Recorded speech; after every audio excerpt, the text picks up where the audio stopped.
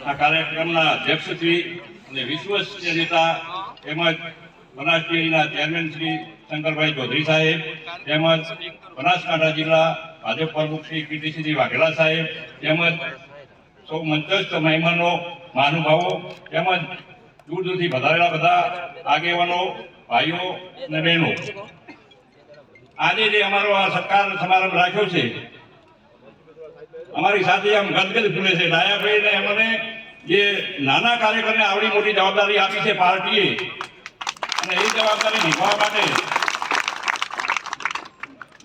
જે કાંઈ મોવડી મંડળ છે અને આપ સૌના આશીર્વાદથી અમે પૂરા ઉતરીએ અને અમારો વિશ્વાસ કાયમી ટકી રહે છે, અમારા ઉપર વિશ્વાસ મૂક્યો છે, એવા આપ સૌ નથી કરાતો આશીર્વાદ માંગુ છું.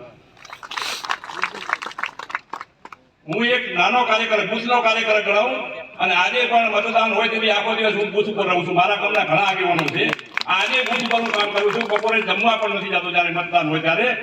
અને ક્યારે પણ મેં પાર્ટી જોડે અપેક્ષા રાખી નથી, મેં કાંઈ માગ્યું નથી. પણ આ પાર્ટીએ મને રાધનપુર તાલુકા સંઘમાં 4 ટર્મ બિનહરીફ ચેરમેન તરીકે રાખ્યો. મેં સાહેબને વિનંતી કરીને દેવું, સાહેબ તાલુકામાં બીજા આગેવાનોને લાભ આપો. પાર્ટીના પ્રમુખશ્રીઓને બધાને મેં વિનંતી કરી, મારા તાલુકાના ઘણા આગેવાનો બેઠા છે, કદાચ કોઈને એવું થાય કે આવી તો વાત કરતા હોય, પણ એવું નહીં. ગાંધીનગર મારી ચૂંટણી આવી હતી, ગાંધીનગર આજે જેમ પર્વ ચાલે છે આપણું સંગઠનનું, એ જ રીતે પર્વ ચાલતું હતું.